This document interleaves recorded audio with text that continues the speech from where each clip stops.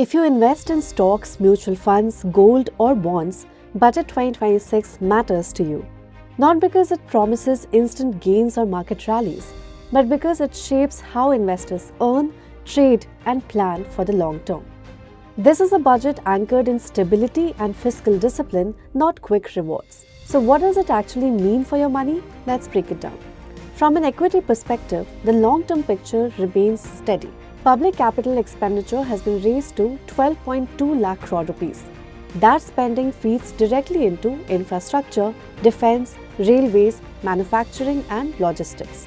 Over time, this supports earnings growth across capital goods, defense electronics, autos, semiconductors, and consumption-linked sectors. There are no big giveaways in this budget, so don't expect immediate market fireworks, but the fundamentals remain supportive. If you trade frequently, especially in futures and options, this budget does affect you. The securities transaction tax has been increased. STT on futures rises from 0.02% to 0.05%.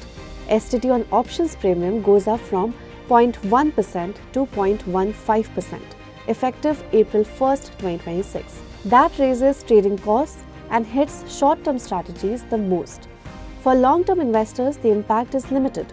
For active traders, margins just got tighter as the government looks to curb excessive speculation.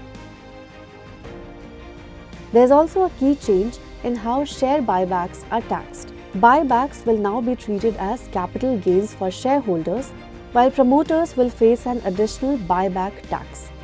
This removes tax arbitrage and brings greater clarity to corporate actions. For investors, it makes returns easier to understand and compare. Gold investors should pay close attention here.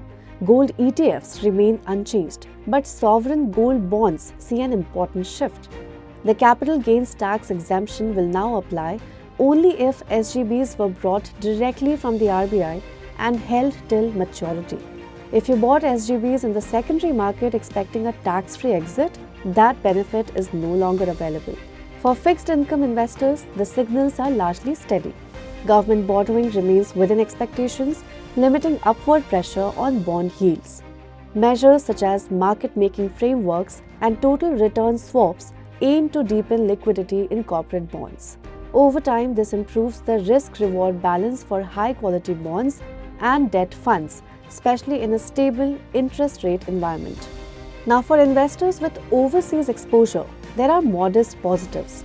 Portfolio investment limits for residents outside India have been raised.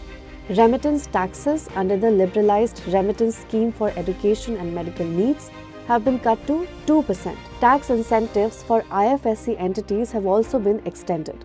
Now, these changes don't alter the landscape overnight, but they do make global diversification slightly easier. So, Budget 2026 doesn't ask investors to overhaul portfolios or chase quick trades. Instead, it nudges them towards patience, thinking long-term, staying selective, and investing with discipline. Follow Business Standard for more such stories.